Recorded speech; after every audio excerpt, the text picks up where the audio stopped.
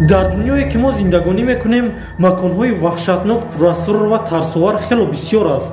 аслан вақте ки ваҳшатнок ва тарсовар мегӯем, бисёри инсонҳо намехоҳанд инро шунаванд ва ба ин макон рафта бошанд. салом дӯстон, ман Кавсар. Навори имрӯза бошад барои ҳаводорони наворҳои тарсовар ва ваҳшатнок.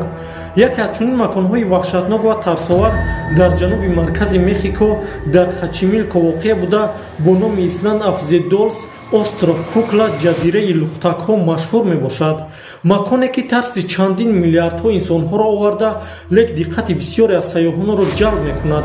агар мехоҳед фаҳмед ки чаро ин макон чунин номро гирифт ва чӣ асроре бо худ дорад, пас дар навор лайк монед ва маро то охир ҳамроҳӣ кунед.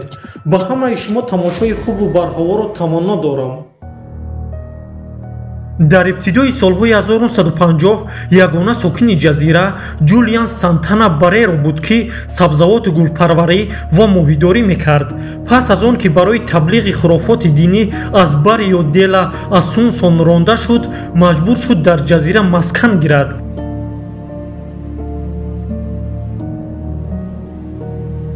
рӯзе ногаҳон ҳангоми торикии шаб Сантана садои духтареро шунавид, ки кӯмак мехост.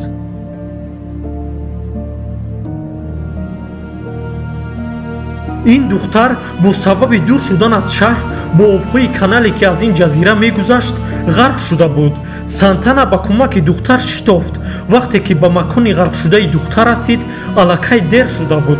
духтарро нею лухтакеро пайдо карда бо худ бурд. тибқи суханҳои худи Сантана, он шаб рӯҳи духтари ғарқшуда ба назди ӯ омада, сару садо карда мегуфт лухтаки ӯро баргардонад.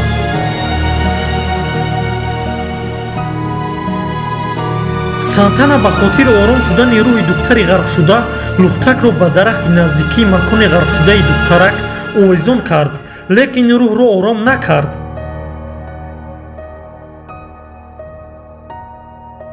Сантана мегӯяд, ин рӯҳ маро ором намегузошт. аз ин хотир ҳамарӯза лухтакҳоро ҷамъ карда ба шохаи дарахтон овезон мекардам. чӣ хеле ки шумо мебинед, дар шохаҳои дарахтони ин ҷазира ҳазорҳо лухтакҳо овезон шуда ба макони даҳшатноке табдил шудааст.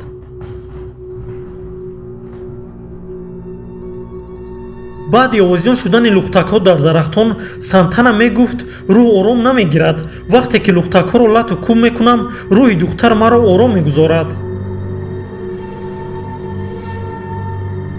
соли 2001 ягона сокини ҷазира Сантанаро дар маконе ки духтар ғарқ шуда буд, мурда пайдо карданд. сабабҳои марги ӯ дақиқ муайян карда нашудааст. ба гуфтаи баъзе манобеъ, ӯ дар ҳолати мастӣ ғарқ шудааст. ба гуфтаи дигарон сабаби маргаш сактаи қалб будааст.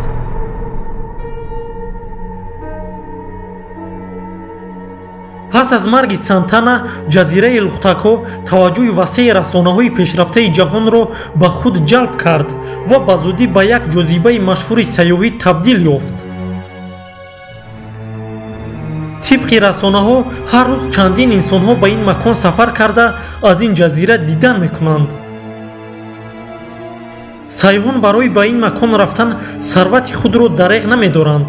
ба гуфти сокинони ин минтақа, онҳо аз роҳбаладӣ бо сайёҳон худдорӣ мекунанд, зеро баъди расидан ба ин ҷазира маълум нест ба сари онҳо чӣ меояд. дар айни замон дар ин ҷазира осорхонаи хурде кушода шудааст, ки дар он рӯзномаҳо аксҳо ва тамоми ашёҳои ба ин ҳодиса рабт дошта ҷой карда шудааст. ягона сокини ҷазира дар айни замон Анастасио Сантана, ҷияни марҳум Ҷулиан Сантана мебошад.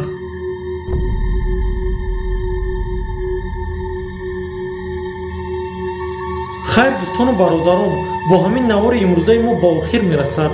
агар мехоҳед ки наворҳои мо зиёд шавад, дар навор лайк монед, наворро падилиста кунед ва ҳама хоҳишҳои худро дар комментария нависед. ман фикру ақидаҳои шуморо ба назар гирифта дар асоси ҳамин навори навбатиро омода мекунам. хайр, то наворҳои баъдӣ. худо ёру мададгоратон.